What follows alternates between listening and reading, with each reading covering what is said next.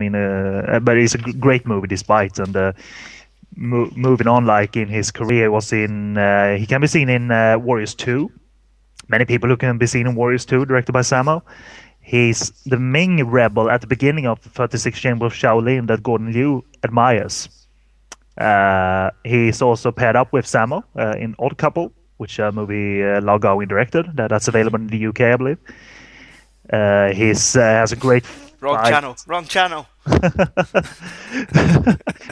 It's a thrusting motion, that the robot thrusting motion. That says. See, that's obviously the function if she doesn't stay the night. You have to use that one instead.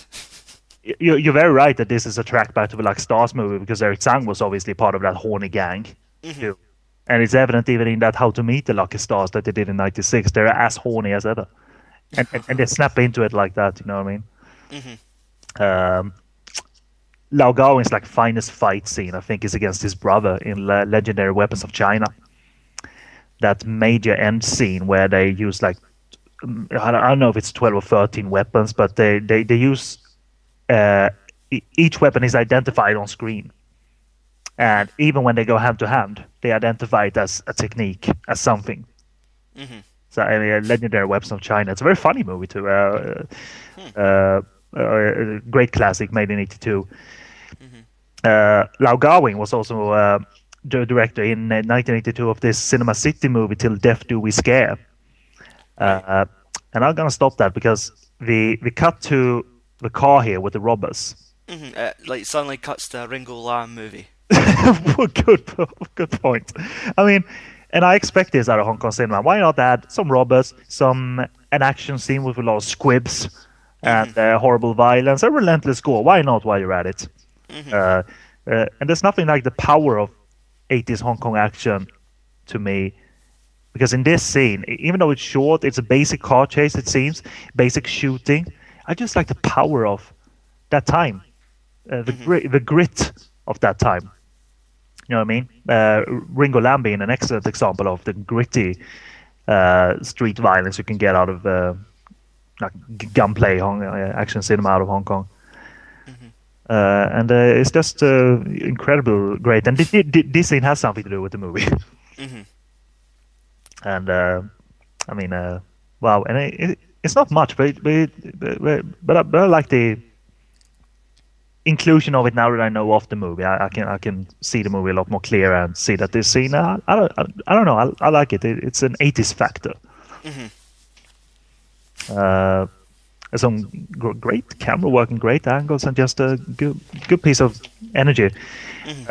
Flashy for the time. Yeah, exactly. And they, with very little resources, you would think also, you know, no elaborate budget or camera rigs, but they still managed to get some great shots here in the car chase. Till Death Do We Scare by Lau Kar-wing, done at Cinema City, and this is a slapstick horror movie kind of thing, very frantic and silly, and it also has this fun finale during the Ghost Festival where it's set all in like paper mache surroundings, you know, because they burn sacrifices and gifts for the dead, and it's set in one such surrounding. So it's like a paper finale. And that movie is notable because it brought in the famous makeup artist Tom Savini, who had done Dawn of the Dead by that point, and for George Romero, and that great movie Martin. And he's like, his best achievement in that movie is, you know, the actor Wong Ching, this guy with a large smile. He has a wide smile. And he does a makeup with him as a ghost where he stretches his mouth even wider. So it's like they got him to be on board with that. So going to the hospital now, slowly up different plots, a totally different plot to the robot movie that we had a few minutes ago. Now some bad wigs. Or bad 80s haircut. Possibly. A final note on Lau Kar-wing, his work as director, it wasn't as active as the 90s and 80s went on, but a trivia note for people who doesn't know, Wong Fei-hung is actually Lau Kar-wing's father's great-grandmaster.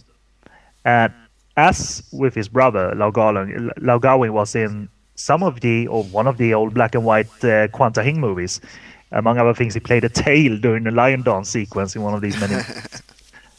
So it's kind of fun to have a track back to a real life legendary mythical character like Wong Fei Hung. Mm-hmm. So wow, I marvel at the movie because I know what's gonna come even later on. You know, this never happened in Dreamscape. This it was always established that Dennis Quaid had these powers, but he had run away to try and get away from the experiment. In his adult years, they brought him back. So it's not like there was a scene where he was in a car accident. At least not at the beginning. Maybe there's a flashback later on in the film, but not at the beginning like we have here. So it's not a lift and copy, scene by scene copy. You know what I mean? Mm-hmm. The guy who plays the cop, I gotta mention him because I think he's really funny. This is like it's asshole cop because he basically sets up Eric Tsang later on in the lineup, in the police lineup, where he thinks he fools Eric Tsang that it's one-way glass, but it's actually two-way glass, and the robbers have seen who's identified them. What an asshole thing to do!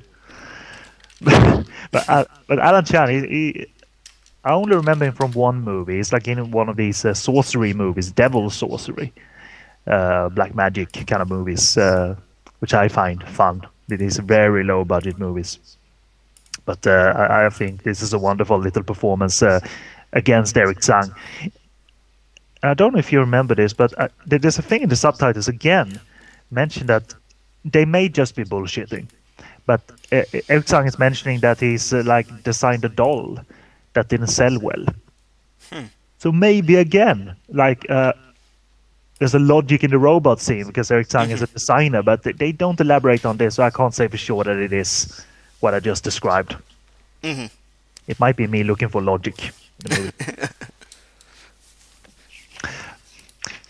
But this is a familiar face, a guy with a mustache, but I can't place him. I know I've seen him. Tam Chung Heng. Right, then I thought of someone else. I know someone with a mustache in many movies has like an English type name, or Western type name, and not ever a Chinese name, so he might be a Westerner, as a matter of fact. Mm-hmm. It's a great scene here, where he leads up to the police lineup. I think such an asshole thing to do towards poor Eric Tsang because. Mm-hmm. And it's the way they've got him kitted up. It gives me the impression that it was supposed to be like maybe Yuki Wai's younger brother was like 15, but instead they opted for a 30-year-old man. Because it just looks like children's costumes.